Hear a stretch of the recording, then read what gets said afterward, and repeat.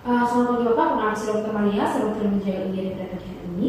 Bapak, sebelumnya kita akan melakukan tindakan yaitu pemasangan infus. Di mana pemasangan infus ini untuk dapat membantu Bapak memberikan cairan kepada Bapak, karena didapatkan Bapak ini mengalami kekurangan cairan. Cairan sekundernya itu Bapak elektrolit atau adanya cairan infus. Kemudian yang berikutnya ini, sebelum saya memberikan cairan tersebut, akan saya akan memastikan apakah didapatkan alat dan bahan yang sesuai ataupun alat dan bahannya itu tersedia atau tidak. Apabila tidak didapatkan alat dan bahan tersebut, maka saya akan melakukan meminta pertolongan kepada fasilitas terdekat. Kemudian yang berikutnya itu saya akan melakukan preliminary survey di mana berdasarkan metode ABCDE, di mana untuk A-nya sendiri itu saya akan melihat airway atau jalan napas pasien, di mana saya akan pastikan jalan napas pasien itu terbuka dan tidak ada sumbatan. Jika terjadi adanya sumbatan, maka saya akan tangani segera dengan membebaskan jalan napas pasien. Kemudian yang berikutnya itu adalah B atau breathing atau pernapasan, di mana saya akan melakukan evaluasi pernapasan pasien, di mana saya akan periksa laju pernapasan, usaha napas pasien dan juga kualitas pernapasan pasien. Jika diperlukan, maka saya akan memberikan oksigen segera. Kemudian berikutnya itu adalah circulation, di mana saya akan melakukan pemeriksaan tanda-tanda sirkulasi seperti debit nadi pasien, kemudian juga tekanan darah pasien dan juga pengisian darah pasien. Saya akan melakukan penanganan segera apabila didapatkan adanya masalah sirkulasi yang mengancam jiwa seperti perdarahan atau shock. Kemudian yang berikutnya itu adalah disability atau kecacatan, di mana saya akan menilai kondisi neurologis pasien, di mana saya akan melakukan pemeriksaan dari kesadaran pasien, respon tubuh pasien, dan juga peningkatan respon pasien. Di mana ini juga termasuk untuk penilaian kadar gula pasien karena bisa beresiko pasien ini mengalami hipokalemia pada pasien tertentu. Kemudian yang berikut itu adalah exposure atau paparan, di mana saya akan melakukan pemeriksaan secara menyeluruh pada seluruh tubuh pasien untuk mencari apakah adanya paparan ataupun cedera ataupun masalah yang tidak terlihat seperti ruam, trauma ataupun adanya pembengkakan. Kemudian saya akan melindungi pasien dari hipotermia setelah paparan tersebut apabila didapatkan.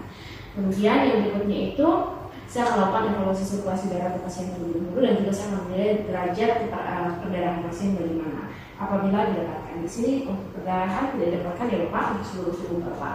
Kemudian yang berikutnya itu saya akan melakukan pemasangan kanula intravena, di mana saya akan mempersiapkan alat dan bahan terlebih dahulu. Di sini alat dan bahan yang saya sudah siapkan ini adalah tourniquet, kemudian ada swab alkohol, kemudian ada kanula IV, kemudian ada kasa, kemudian yang berikutnya itu adalah plaster pelekat dan juga set infus, kemudian ada valve atau kantung cairan yang akan diberikan, kemudian ada sarung tangan yang steril.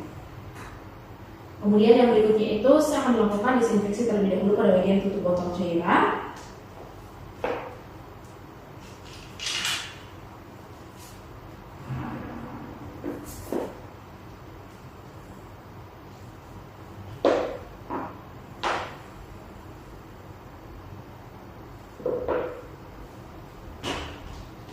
Setelah itu saya akan mengunci selangnya dengan memutar bagian rollernya.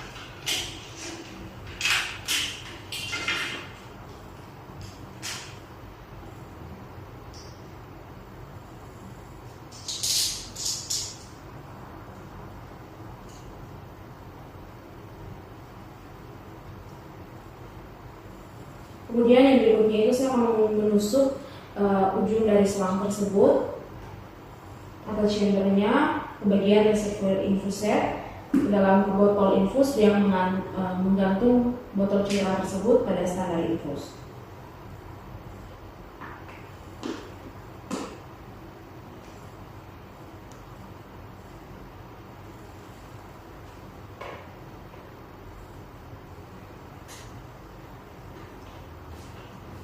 Kemudian yang berikutnya itu saya akan mengisi tabung reservoir infus kira-kira 1-2 tabung atau sesuai dengan tandanya.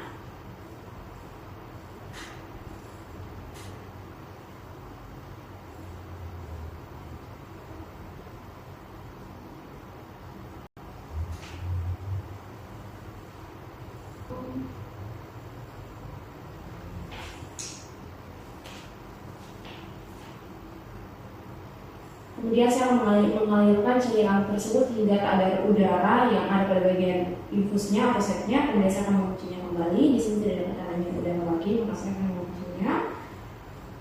Kemudian yang berikutnya itu saya akan melakukan cuci tangan dengan melangkah terlebih dahulu dan juga saya akan menggunakan sabun tangan.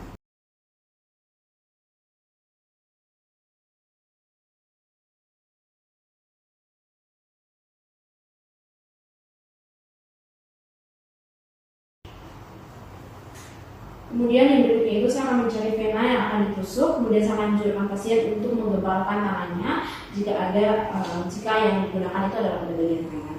Di sini pada bagian tangannya, Bapak bisa menggebalkan tangannya Bapak. Oke.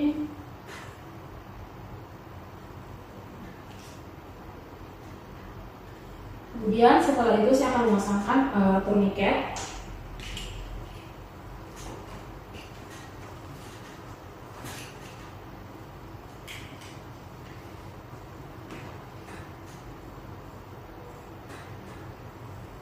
Kemudian saya akan memasangkan tourniquet ini setidaknya atau sedikitnya 5 sampai dengan 12 cm di atas tempat yang akan saya lakukan insersi dengan kencangkan tourniquetnya. Ini saya sudah melakukan kencangkan tourniquetnya. Kemudian saya akan membersihkan area insersi dengan kapas alkohol.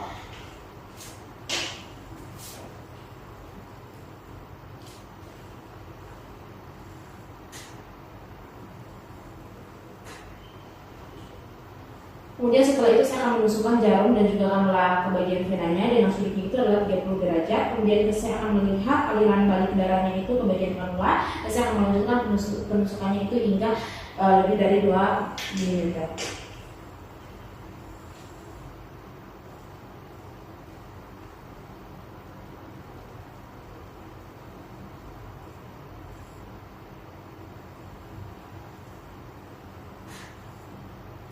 Kemudian setelah itu saya akan menarik jarumnya keluar sambil menahan kanulanya pada tempatnya.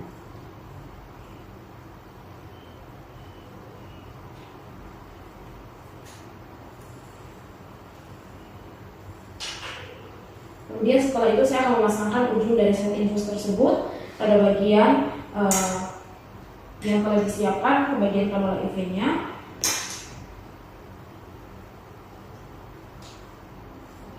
Kemudian saya akan memasangkan fiksasi terlebih dahulu menggunakan plaster.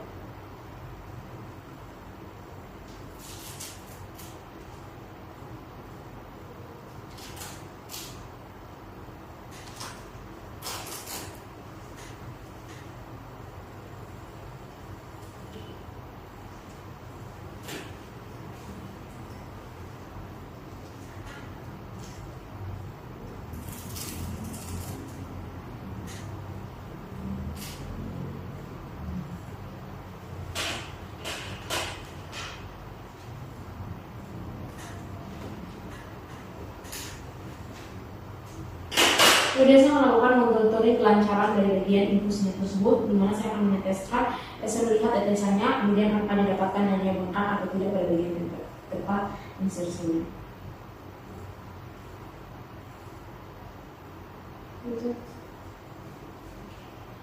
Di sini didapatkan bahwa botol infusnya itu mengalami penetesan.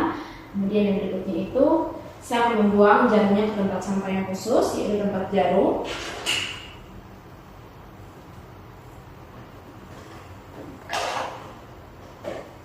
Kemudian saya akan mengatur jumlah tetesannya dan juga saya akan melepaskan sarung tangan dan juga melakukan cuci tangan 6 langkah.